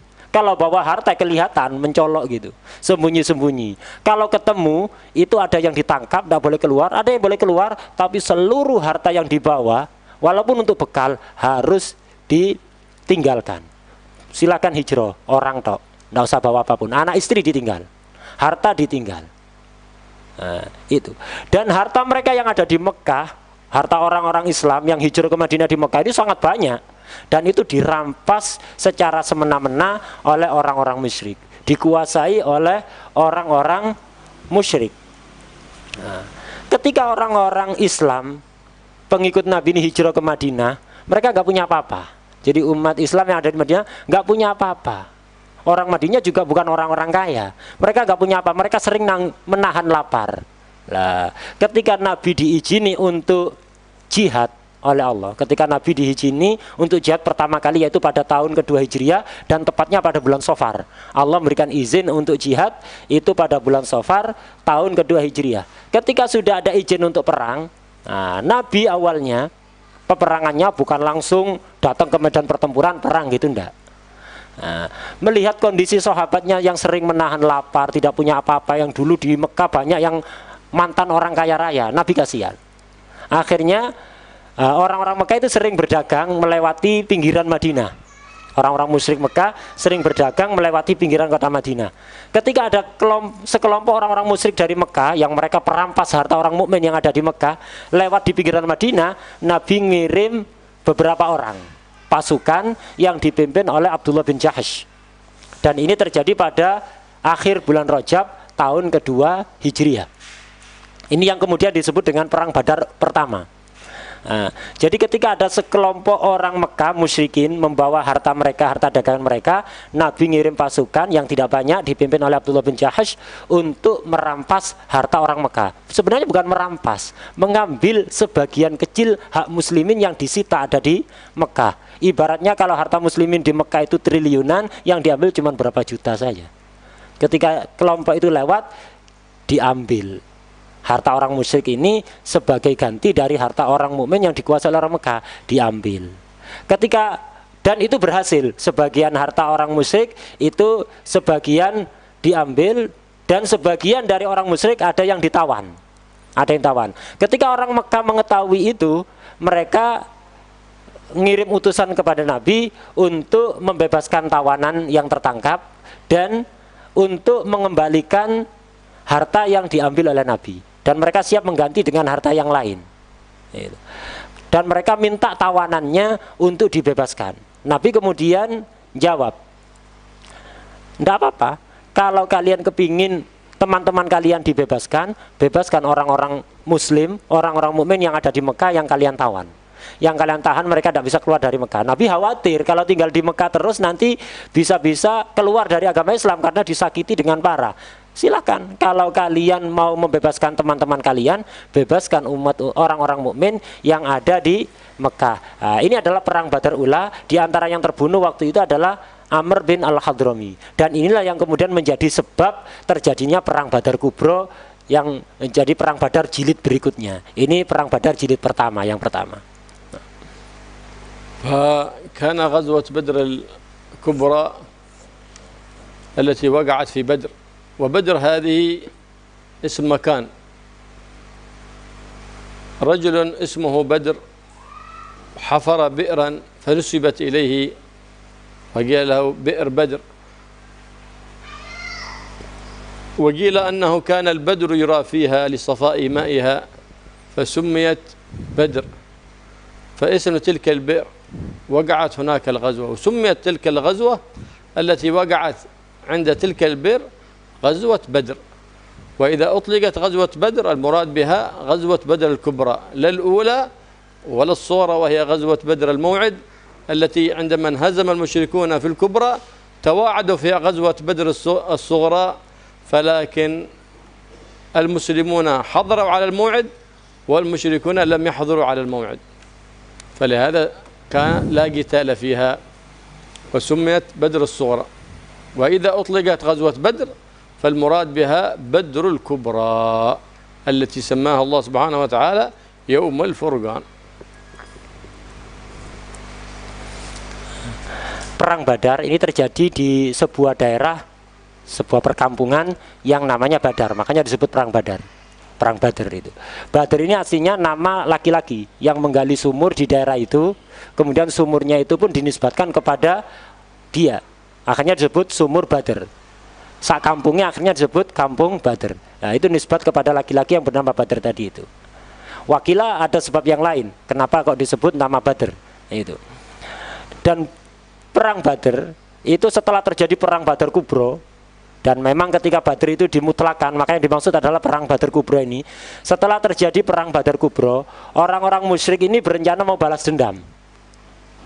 Mereka pun menentukan tanggal untuk perang lagi sama orang muslimin pada tanggal yang sudah ditentukan, dan itu yang kemudian disebut dengan perang Badar Suro, perang Badar yang ketiga.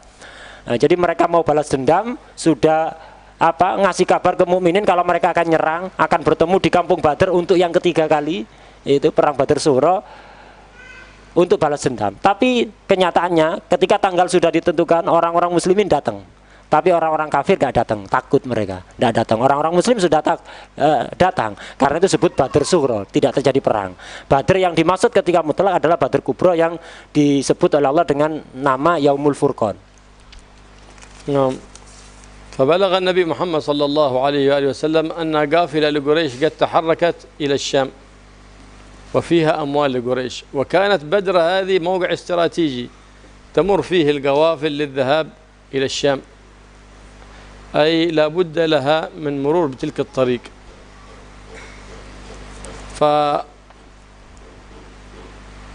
النبي محمد صلى الله عليه وسلم مع أصحابه التعرض لتلك القافلة، لأن فيها أموالهم التي انتهبوها عليهم، أموال المهاجرين،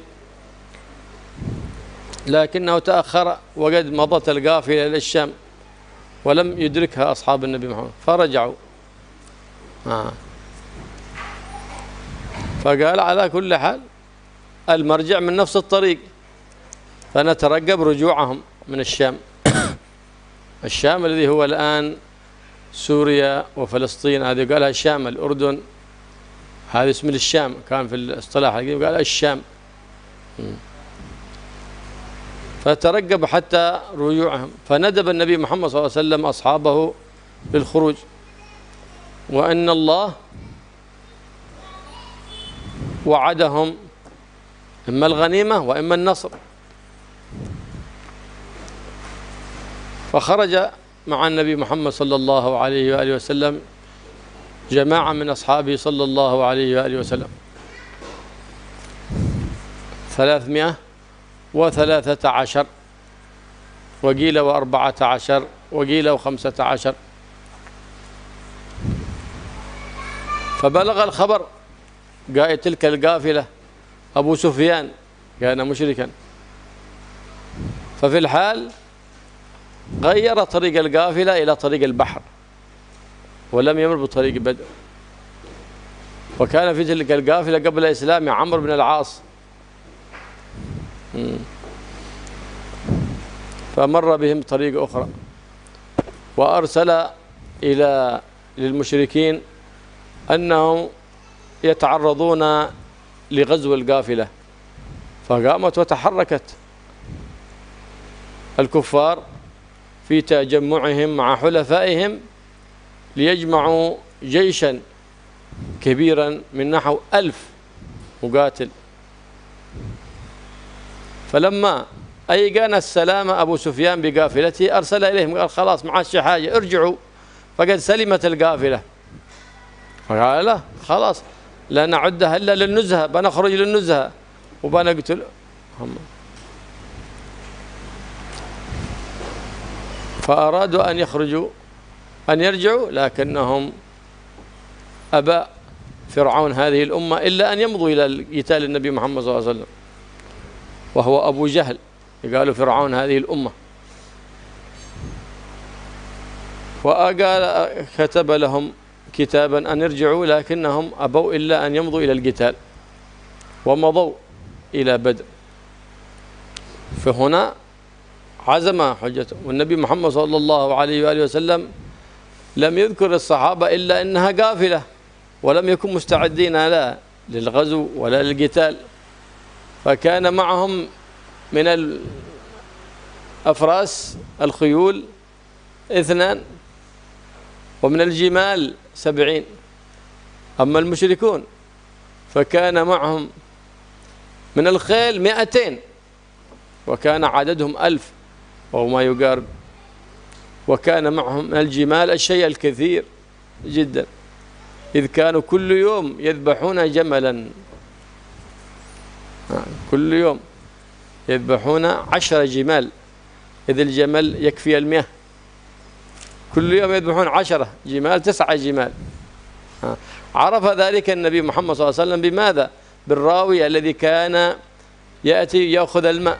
إلى من أنت تأخذ الماء؟ قالوا أولئك أنا. عرفهم أنهم أولئك المشركون يأخذ الماء لهم. كم عددهم؟ قال كثير ما أعرف. قالوا كم يذبحون كل يوم؟ قال يذبحون كل يوم بين 9 و10. عرف النبي محمد قال إنهم بين 900 و1000.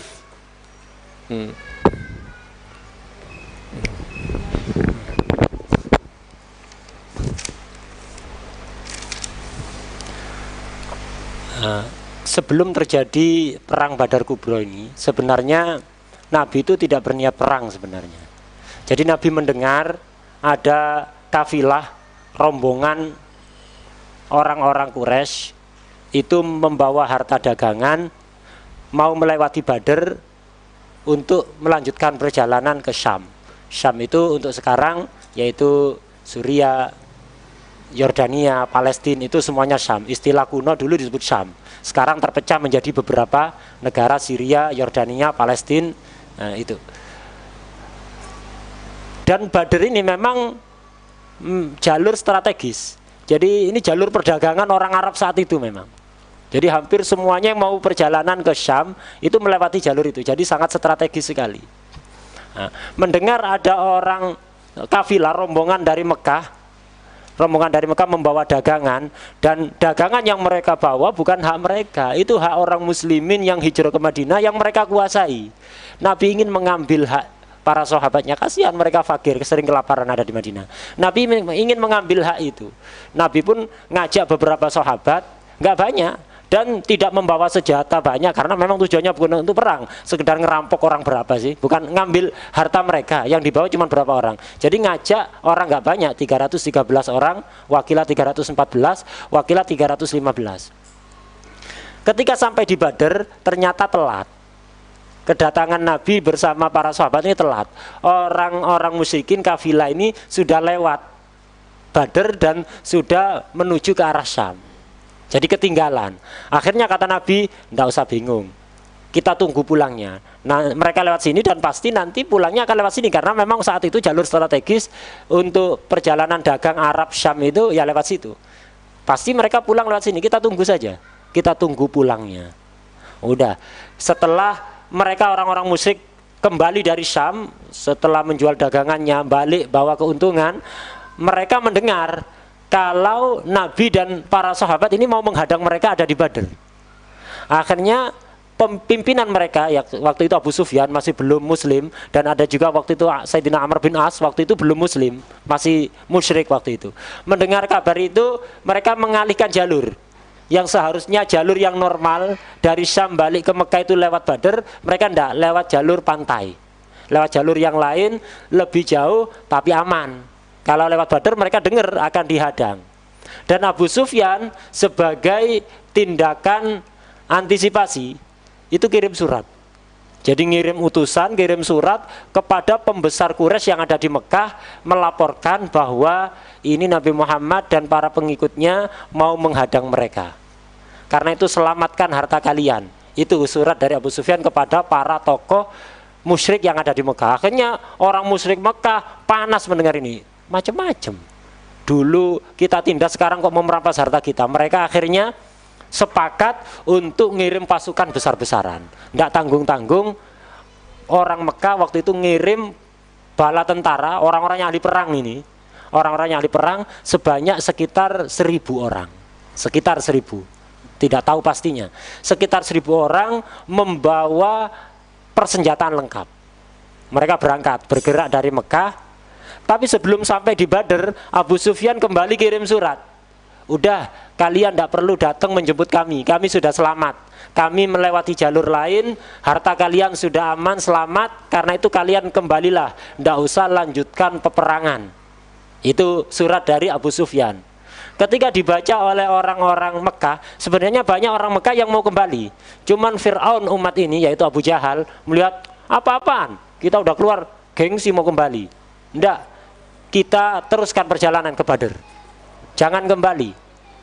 Kita pesta-pesta ada di sana, kita makan-makan nyembelih onta setiap hari ada di sana, pesta-pesta besar-besaran ada di sana, kita tunjukkan kekuatan kita kepada seluruh Arab biar mereka segan. Tidak ada yang berani macam-macam. Jadi dengan penuh kesombongan, Abu Jahal ingin pamer kekuatan, ingin pamer kekuatan militernya.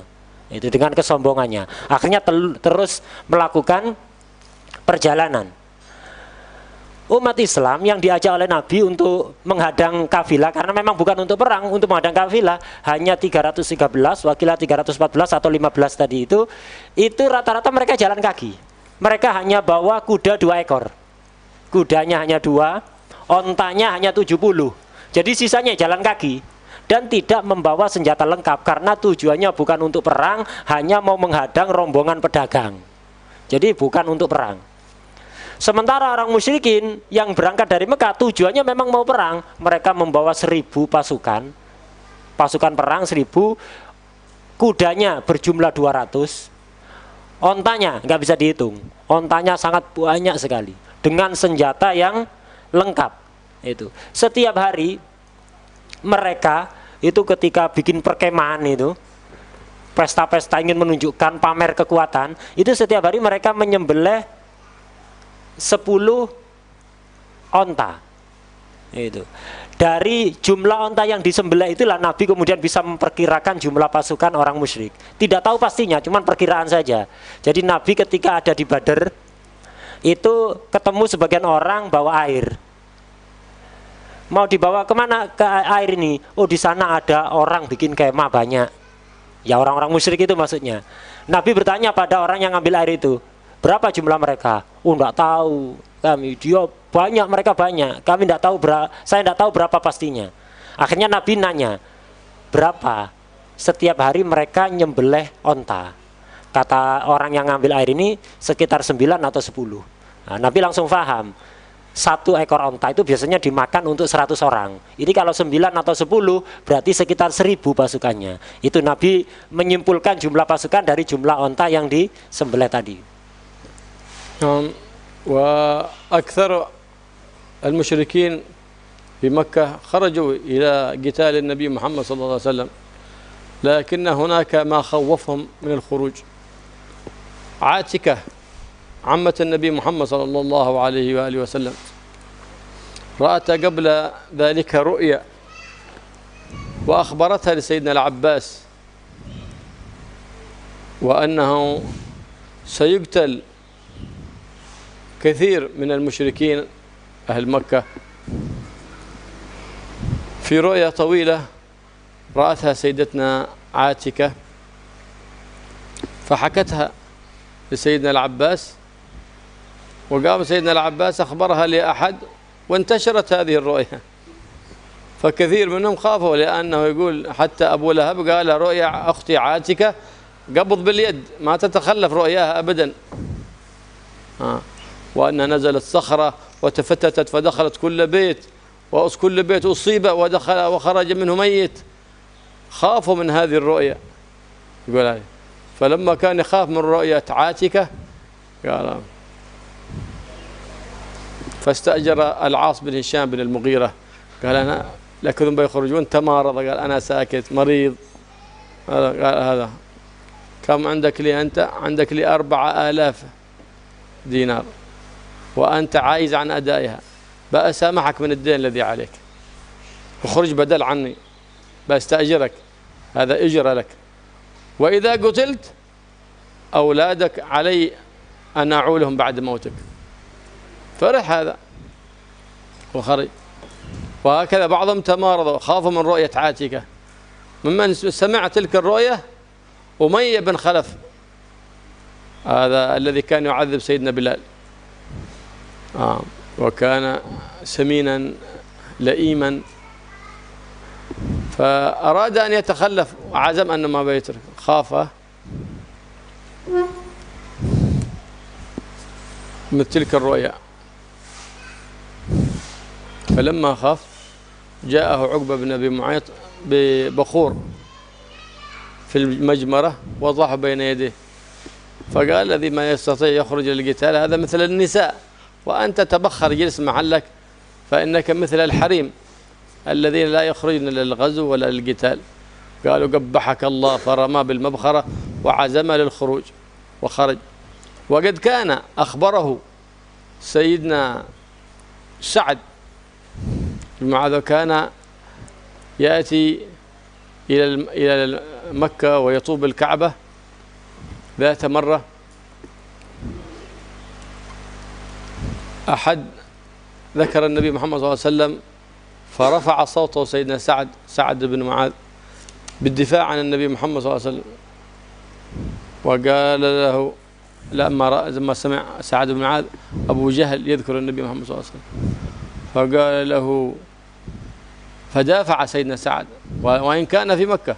فقال له أمية بن خلف اخفض صوتك، هذا سيد الوادي، ترفع صوتك عليه. قال إليك عني أنت، أبعد عني أنت، حتى أنت ابعد عني، عادك صاحبي. إني سمعت النبي محمد صلى الله عليه وسلم يقول أنك تقتل. سمعت هكذا فين؟ مكة ولا في المدينة؟ الله أعلم. سمعته أنه تقتل فاضطرب. فقيل وروي أنه بال في الحال، بال من شدة الخوف، هلا بسمع كلمة بعد إليك عني، فقد سمعت النبي محمد صلى الله عليه وسلم أنك تقتل. والله إن نعد فينا الصادق الأمين، وأن كلمته لا تسقط. فكان يخاف حتى من الهوى أنه يقتله، فبال في الحال. دخل على زوجته يقول صاحبي صاحب يثرب ما قال لك؟ قال أنه يقول أن محمد أنني سأقتل. فقال والله ما كذب محمد، زوجته تقول فلا تخرج. فعزم أن لا يخرج، لكنه عندما جاء له عقبة بن أبي معيط بالمجمرة وقال اجلس مع النساء فإنما أنت امرأة، فقام وقالوا قبحك الله، وعزم على الخروج وخرج، وكان مصرعه كافرا في بدر والعياذ بالله. الذي تمرد من؟ الذي تمرد هذا أبو لهب. أبو لهب.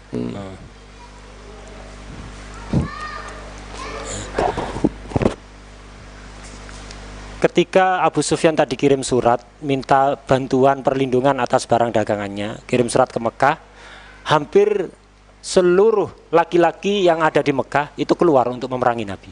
Jadi mayoritas penduduk Mekah yang laki-laki waktu itu keluar untuk melindungi harta mereka. Cuman sebenarnya rata-rata mereka sebelum keluar itu ketakutan. Sebabnya adalah mimpi yang dilihat oleh Atikah, salah satu bibinya Nabi, ammahnya Nabi.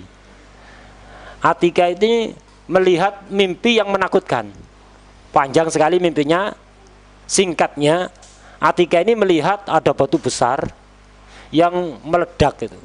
Jadi pecah menjadi berkeping-keping dan masuk ke setiap rumah orang-orang Quraisy.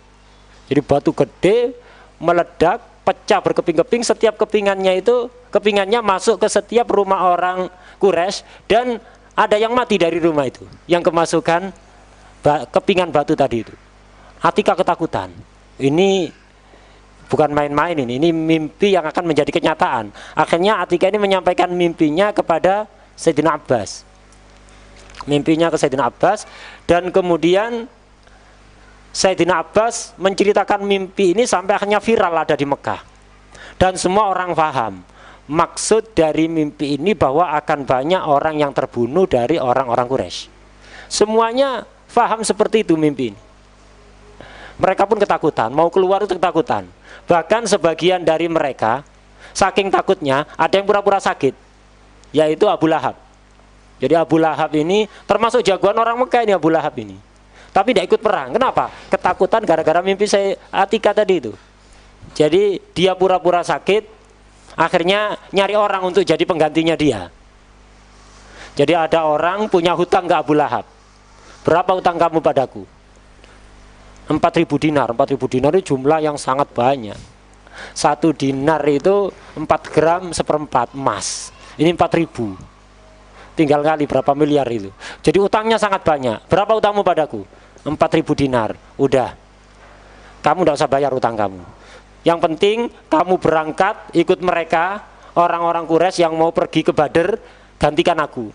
Jadi kalau dia nggak keluar, kemudian tidak gantikan ke orang, akan jadi bahan ledekan orang sak Mekah, akan dipermalukan nanti. Jadi Abu Lahab untuk biar nggak malu ngutus orang, ini gantiku. Jadi aku tidak keluar tapi aku ngirim ganti. Itu. Utangmu bebas, yang penting kamu keluar gantikan aku. Aku udah keluar, aku sakit. Padahal tidak sakit, pura-pura sakit. Itu.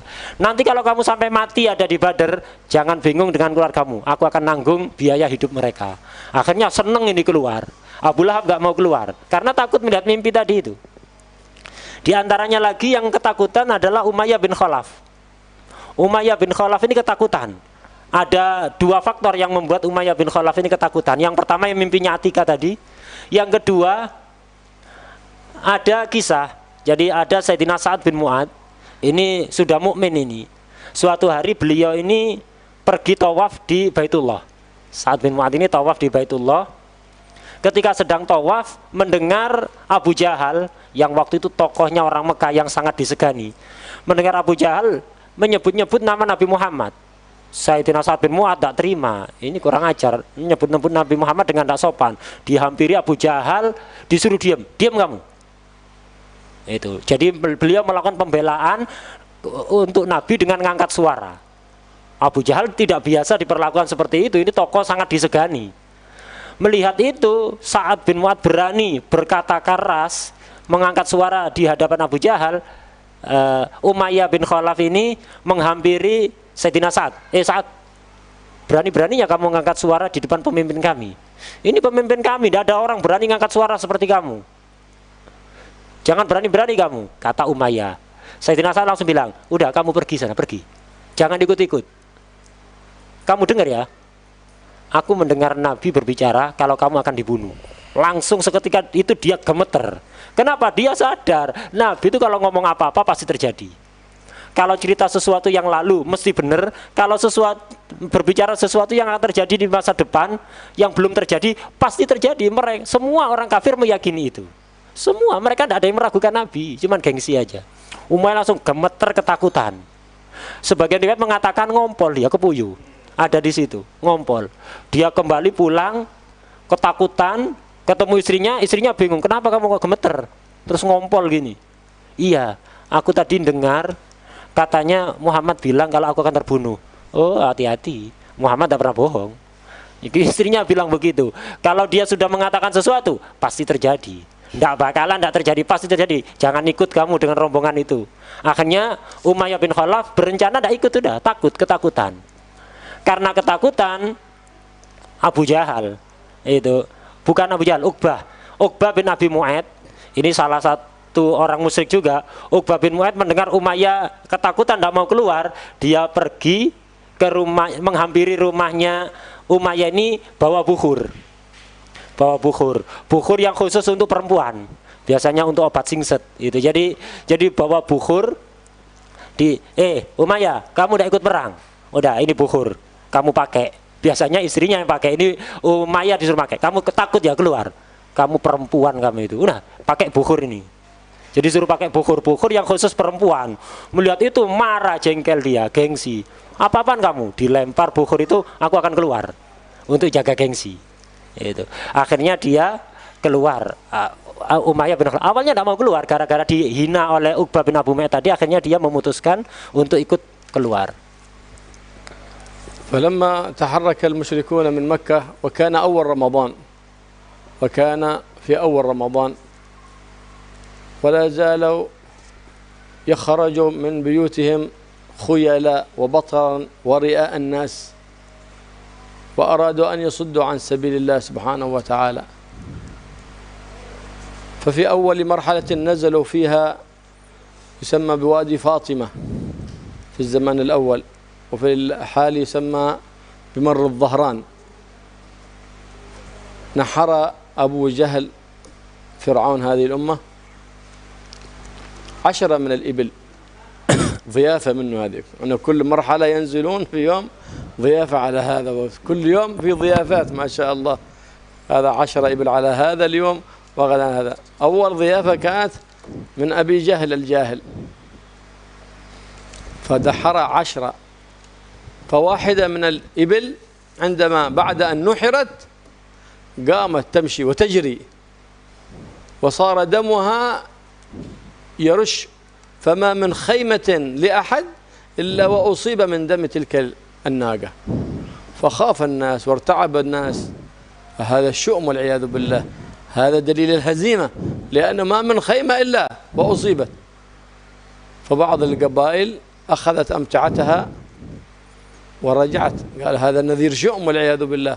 منهم بنو عدي قبيلة سيدنا عمر رجعوا. فحاول أبو جهل الجاهل يقول ما هذه صدفة وهذه كذا، ارجعوا، فما قدر أن يرجعهم.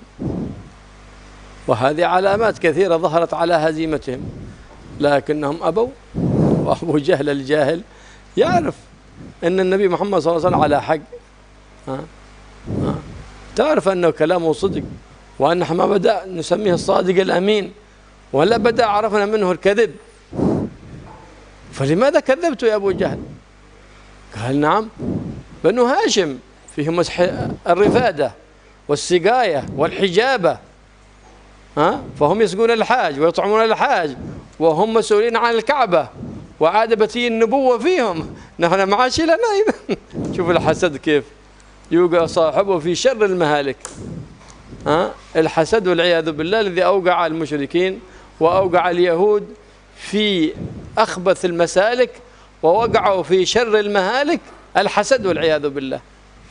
هذا كان أبغض المعاصي إلى الله الحسد والعياذ بالله، لأن الحسود يعترض على الله ويقول بلسان حاله: يا رب أنت ظالم، يا رب أنت غير عادل.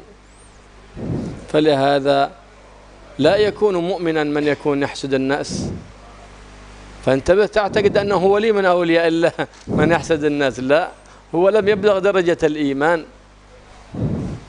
فكيف يبلغ درجة اليقين ويكون عارف بالله؟ لا والله، لا يكون عارف بالله من في قلبه حسد أبدا، إذ هو ليس من أهل الإيمان، وبينه وبين الكفر درجة يوشك أن يختم له على سوء الخاتمة والعياذ بالله.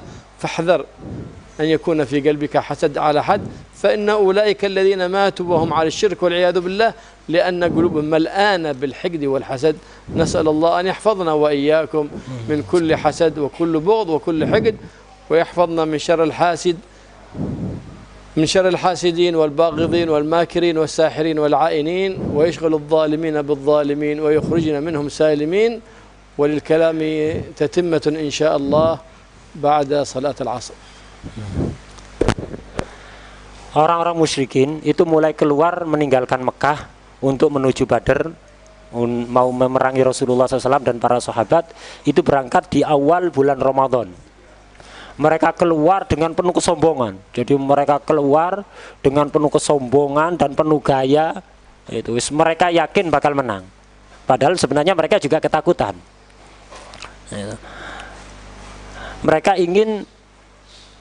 Mereka dalam pikiran mereka, pokok ini perang penentuan. Mereka mau membumi hanguskan Madinah, sudah mau dibinasakan semua orang mukmin. Mereka setiap hari itu pasti istirahat di sebuah daerah. Jadi perjalanan, nanti kalau sudah sore istirahat bikin kemah itu. Dan kalau udah bikin kemah, mereka nyembelih onta 10 onta atau sekitar segitu untuk makan-makan, sudah santai-santai ada di situ. Lah, pertama kali tempat transit mereka, tempat singgah mereka namanya adalah Wadi Fatimah, Lembah Fatimah. Dulu namanya Lembah Fatimah, sekarang namanya berubah menjadi Marud Dhahran. Nah, pertama kali mereka transit ada di situ. Dan pertama kali yang nyembelih onta adalah Abu Jahal. Abu Jahal menyembelih 10 ontanya untuk pesta-pesta, makan-makan pasukan yang ada pada waktu itu. Dia nyembelih 10 onta. Cuman ada kejadian aneh waktu itu dan menakutkan. Ada satu onta yang disembelih dari 10 itu, setelah disembelih yang lain mati. Ini setelah disembelih malah lari dengan kenceng. Si onta ini lari dengan kenceng dan keliling setiap kemah yang ditinggali oleh pasukan yang berjumlah sekitar 1000 tadi itu, dengan darah yang menyembur, yang muncrat itu. Dan seluruh kemah itu terkotori oleh darah onta ini. Orang-orang ketakutan, waduh, ini pertanda buruk ini. Kok bisa? Ini bukan kebetulan, ini onta keliling seluruh kemah kena darahnya, kotor kena darahnya. Ini pertanda buruk ini. Akhirnya sebagian orang ketakutan dan ada sebagian suku yang kembali tidak meneruskan perjalanan, tidak mengikuti perang, yaitu Bani Adi. Sukunya Sayyidina Umar ini. Kabilahnya Sayyidina Umar, Bani Adi, ini kembali, wis, ini pertanda buruk. Kita tidak mau mengorbankan nyawa kita, ini pasti kalah kita. Akhirnya kembali. Ketika mereka mau kembali, Abu Jahal, Fir'aunnya umat ini menghalang-halangi. Jangan, ini kebetulan, ini bukan pertanda buruk, kebetulan saja. Dia berusaha merayu Bani Adi untuk tidak kembali, tapi tidak berguna, tidak dihiraukan sama sekali omongannya Abu Jahal. Mereka kembali karena ketakutan. Sebenarnya Abu Jahal juga paham kalau itu pertanda buruk. Dan Abu Jahal tahu dengan betul, tidak ada keraguan sedikit pun kalau Nabi itu benar. Nabi itu benar, Nabi itu membawa kebenaran, dan semua yang dikatakan Nabi pasti benar dan tidak pernah bohong sama sekali. Nabi dijuluki As-Shadiqul Amin di Mekah itu gara-gara apa? Tidak pernah bohong sekali saja sejak masih kecil sampai kemudian diutus jadi Nabi. Belum pernah bohong sekali saja, belum pernah.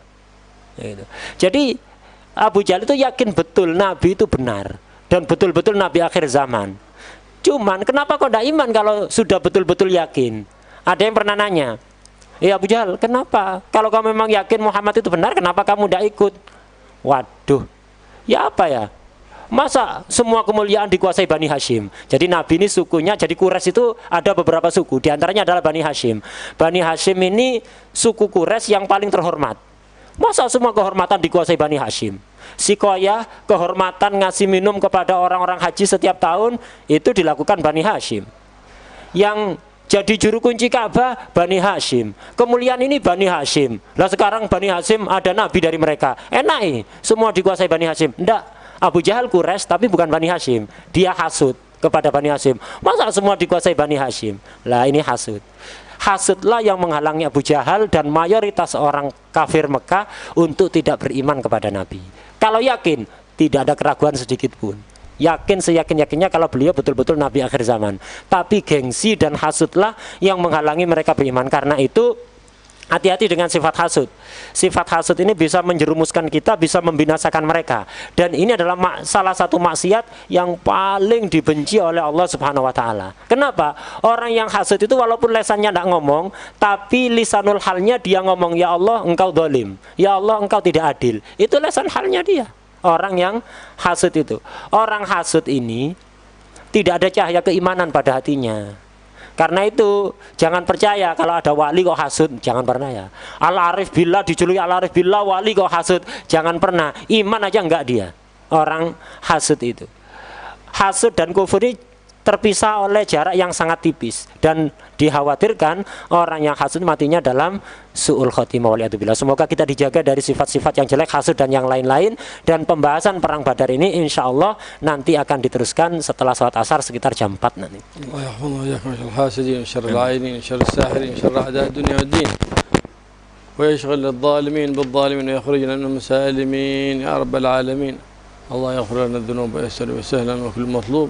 يبلغني إياكم كل محبوب جاه النبي الحبيب المحبوب. سر الفاتحة إلى حضرة النبي محمد. سر الفاتحة.